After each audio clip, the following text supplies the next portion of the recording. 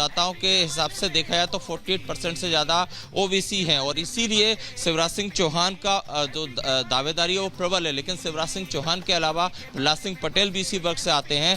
अगर इन दोनों में से किसी एक नाम पर जाते हैं या विधायकों से चर्चा के बाद जो मंथन है उसका निकलता है तो बाकी समुदाय को संतुष्ट करने के लिए ये हो सकता है कि 2 डिप्टी सीएम के फॉर्मेट पर जाएं और उस हिसाब से किसी भी विकल्प से इनकार नहीं किया जा सकता है, किसी भी विकल्प से जो है इनकार यहां पर नहीं किया जा सकता है। क्या दो डिप्टी सीएम का फॉर्मूला भी यहां पर अडॉप्ट किया जा सकता है बीजेपी की तरफ से? और क्या चर्चा यहां पर अनामिका ज्योतिरादित्य सिंधिया को लेकर भी है? क्या उनके पार्टी में शामिल होने को लेकर, क्योंकि कहा जाता है बीजेपी के अंदर वो नया चेहरा है लेकिन केंद्र में जिम्मेदारी उन्हें मिली, तो क्या मध्य प्रदेश में भी दी जा सकती है?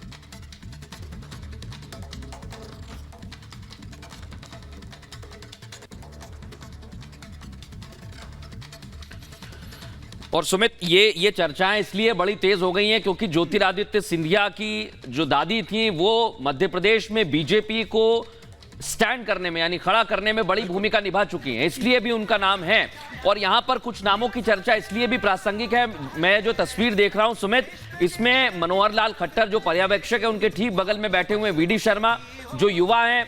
अमित शाह ने एक बड़ी रैली में कहा था कि हम उन्हें बड़ा नेता बनाएंगे और प्रधानमंत्री ने उनकी पीठ थपथपाई थी। और बगल में बैठे नरेंद्र तोमर, प्रहलाद पटेल, तो ये नामों की फहरिस्त है यहाँ पर। आप खुद मध्य प्रदेश से हैं मृदुल, और जो हम थोड़ा समझना इस पर चाह रहे हैं, जिस तरीके का पूरा गुणागणित चल रहा है, अभी हमने वहां पर ग्राउंड से भी लोगों को सुन रहे थे जी, इनका ये कहना था कि अभी तक पिछले 20 सालों के अंदर ही इस तरीके का मंथन नहीं हुआ है। तो क्या ये श्योर कर रहा है कि शिवराज चौहान का पत्ता जो है वो कट गया? मैं आपको 2005 का उदाहरण भी देना चाहूंगा और दर्शकों को भी बताना चाहूंगा कि 2005 में भी कुछ ऐसी गहमा गहमी थी जब उमा भारती ने विरोध कर दिया था, शिवराज सिंह चौहान मैदान में आ गए थे और ऐसे ही बीजेपी कार्यालय के बाहर समर्थकों में जोर आजमाइश शुरू हो गई थी। लेकिन तब क्या हुआ था, तब भी विधायकों का फैसला था और ऊपर से बड़े नेताओं ने फैसला किया था और समीकरण भी फिट बैठाए थे। तब शिवराज सिंह चौहान मैदान में आए और वो 20 सालों तक, लगभग 2 दशक तक उन्होंने मध्य प्रदेश के मुख्यमंत्री के तौर पर काम किया है। अब यही तस्वीर हम देख रहे हैं शिखा,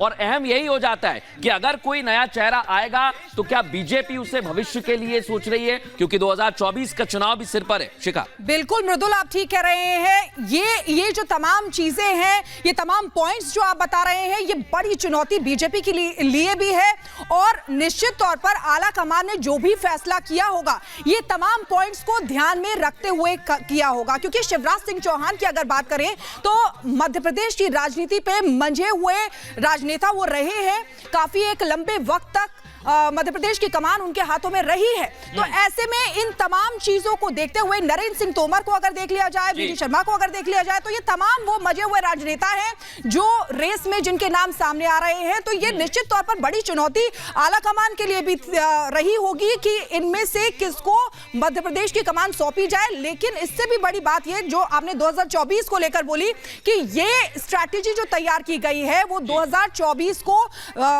मद्देनजर रखते हुए तैयार की गई होगी।